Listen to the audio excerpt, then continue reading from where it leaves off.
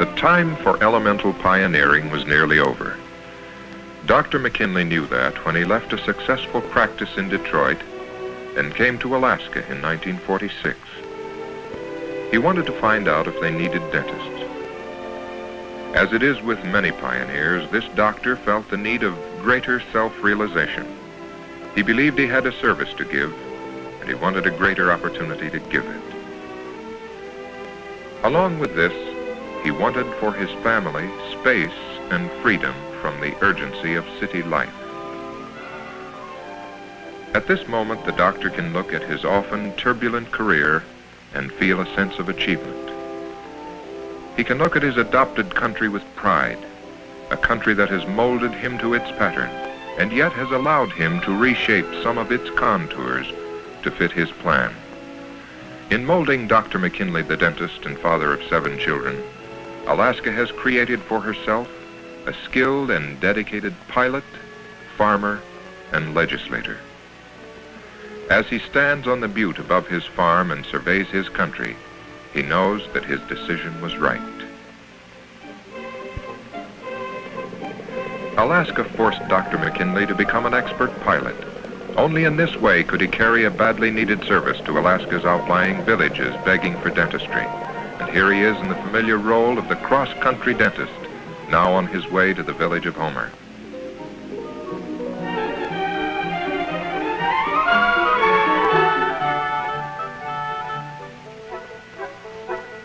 The doctor never fails to call on the friends who help him wherever he goes.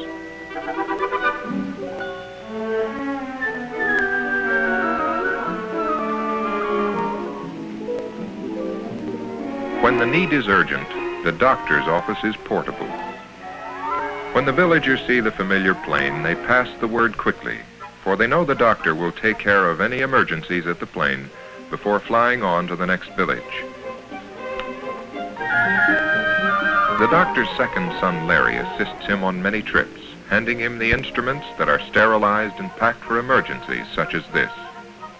This is a part of Dr. McKinley's philosophy. He accustoms his children to responsibility by giving them real jobs to do.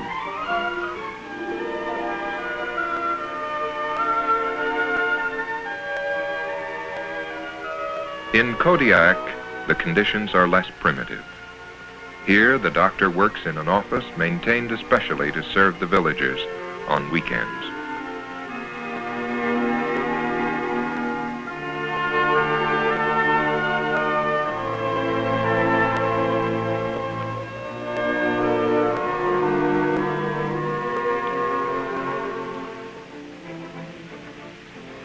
Dr. McKinley is always moving full speed ahead without much concern for the weather, which is momentarily damp as he pays a call on his friend Emil Knudsen, proprietor of a curio shop which has been a landmark in Kodiak for many years.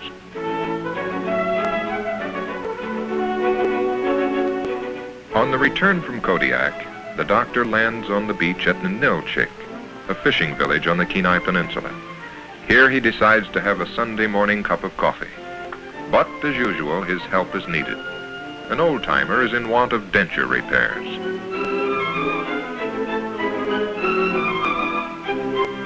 A mother brings her son, and the doctor relieves the pain he has been suffering for nearly 2 weeks.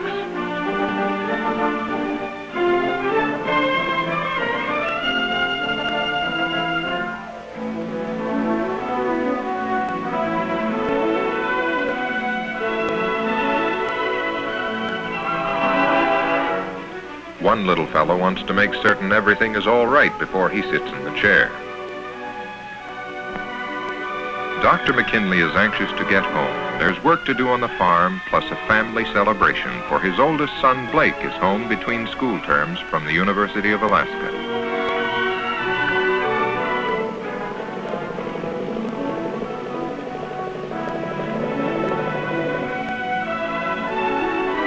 Everyone has a job at the farm. Even the youngest, Stevie, helps clean the heater for the potato cellar to work up an appetite for dinner.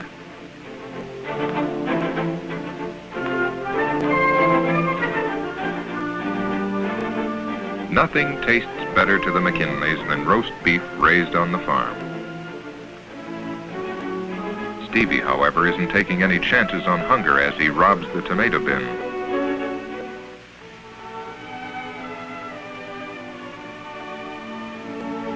There's little that can be counted small about this family, from the number of children to the ideas of the two who guide it.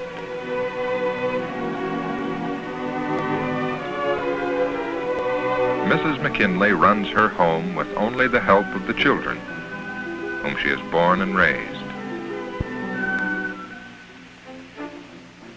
There's a farm job to do after dinner, and Stevie is told he can help. In spite of the big dinner, he is still looking out for his stomach, though a little careless about how to carry a tomato.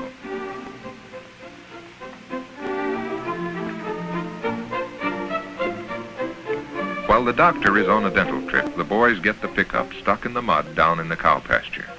So there's nothing to do but crank up the tractor and haul her out.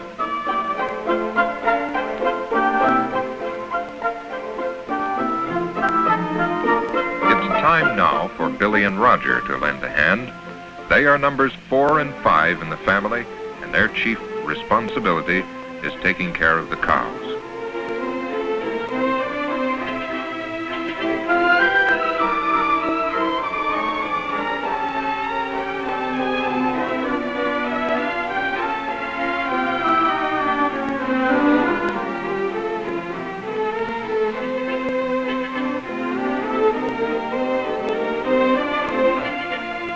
Stevie is a little disappointed that he isn't given a hand in the operation, so his father allows him to drive the tractor back to the barn.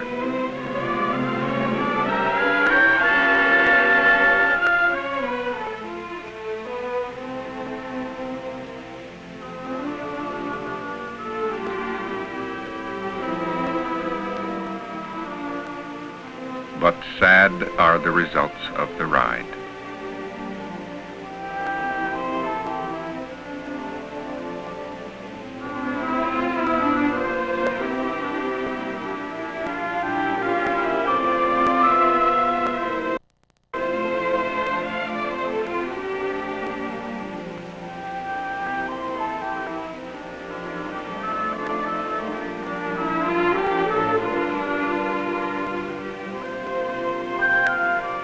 Sunday evening finds Larry and Judy practicing a song for the young people's meeting at the Palmer Community Church, while the doctor coaxes a little more heat from their homemade fireplace, and Mother, meanwhile, convinces her brood that it's time for sleep, since the weekend is over and there's school in the morning.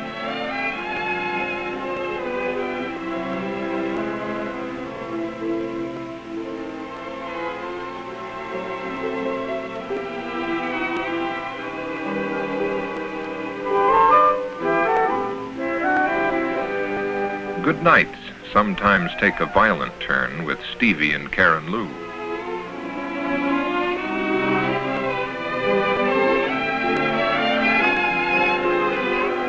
According to Dr. McKinley, taking muster is easier at night.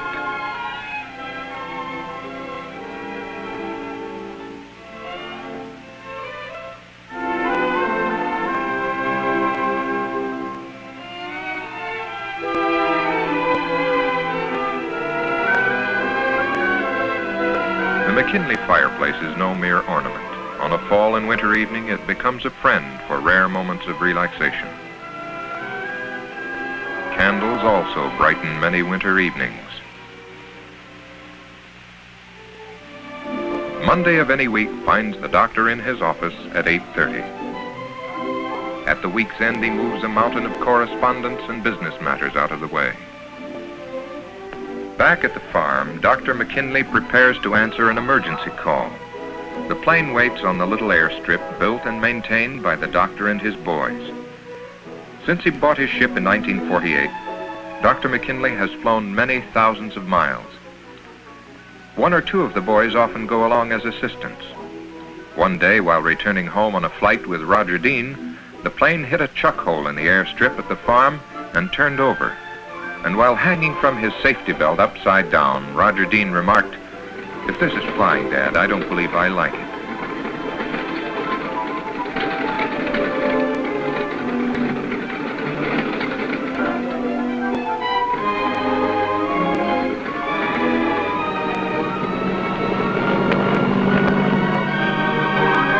doctor's Stetson is a sight as familiar as his brightly painted red and yellow ship. This emergency, coming early on a Friday morning, takes the doctor south through the Chugach Mountains to Seward, the port of entry for the Alaska Railroad. Here is located the Seward Sanatorium, where native children and other tubercular patients need dental care. The sanatorium is maintained by the Methodist Church and directed by Dr. Francis Phillips. The children come out to meet their dentist.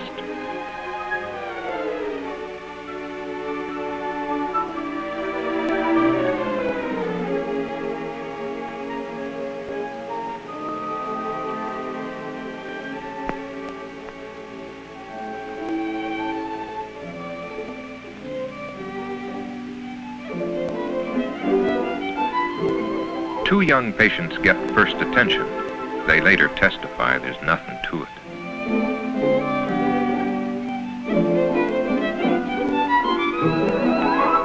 Dr. McKinley visits the hospital to locate some medicine he needs.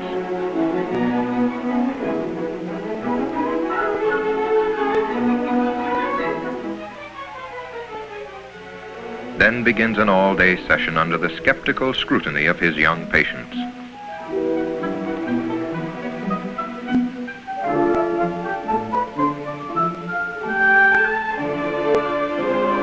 Even the younger patients are sometimes reluctant. A consultation is held with Dr. Phillips concerning a tubercular patient. The others calmly wait their turn.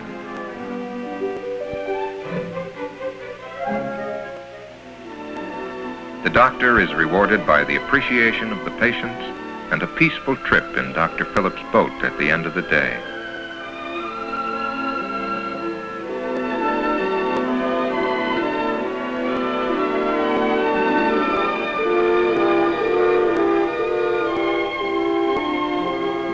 Further reward comes as a surprise the next morning, a 20-pound halibut. With the plane ready and the fish in the back seat, Dr. McKinley heads into a brisk wind toward the famous gold rush port of Valdez. Even after many trips, the doctor still feels a sense of human frailty sitting in a little ship, playing games with the elements which continue to exact their claim on human life in Alaska. At Valdez, the weather is fair and the town quiet, since no ships are discharging cargo at the docks.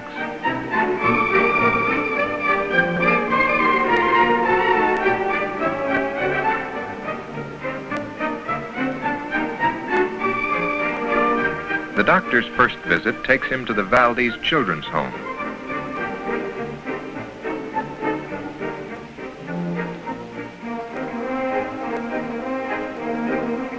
Before leaving Valdez, a call at the hospital includes a gracious invitation to lunch before the flight to Cordova.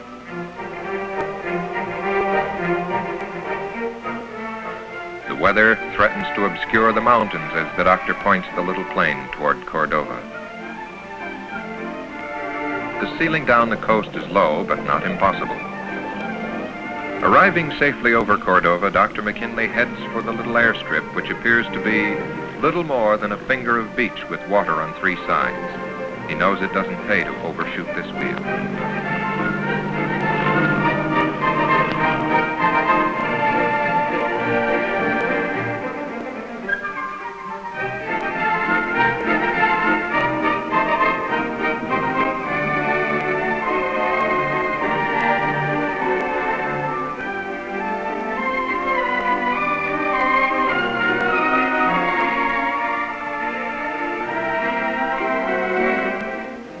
The doctor seldom fails to stop and admire the fishing boats, which signify the calling of most Cordovans.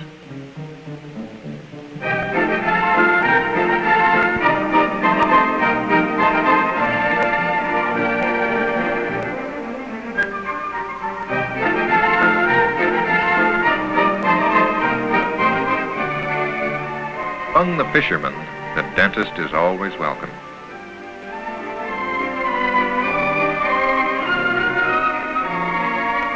A variety of patients find their way to Dr. McKinley's office whenever he's in town.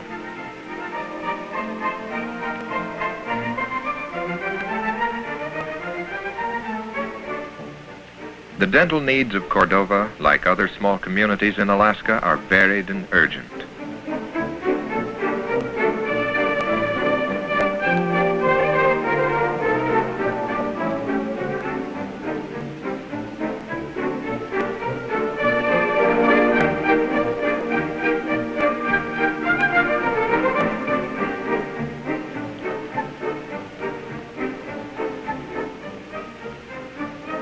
Before leaving Cordova, Dr. McKinley visits his fellow pioneer friends, Dr. and Mrs. Coffin. Dr. Coffin is the local physician, and Mrs. Coffin is a trained nurse and laboratory technician.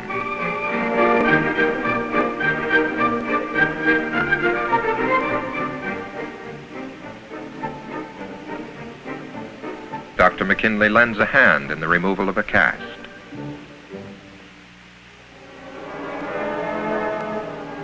After leaving the Coffins, Dr. McKinley checks the weather for the trip home, and he isn't happy at the report.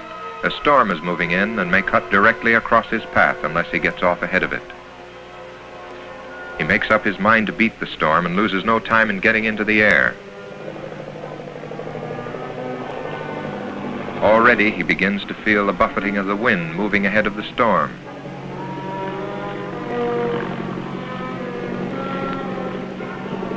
The beautiful mountains look anything but friendly, towering above the small plain.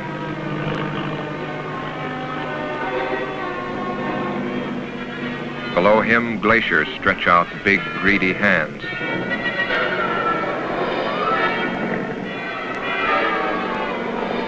A strong crosswind hits the plain.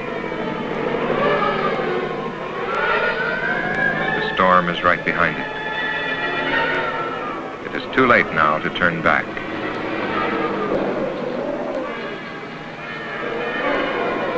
Like every pilot, Dr. McKinley knows that a radioed position is indispensable to flight safety.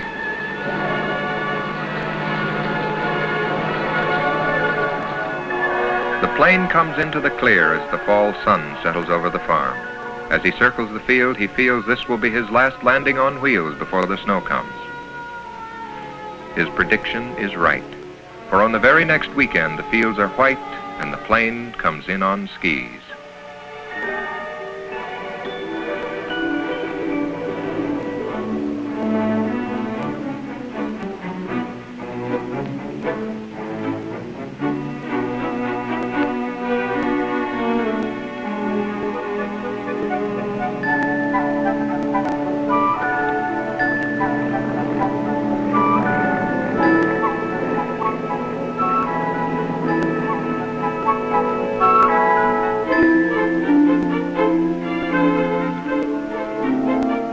The doctor's arrival is greeted with a shout from the children that Dad is home. This greeting is doubly welcome throughout the long and hazardous winter as the doctor's work continues.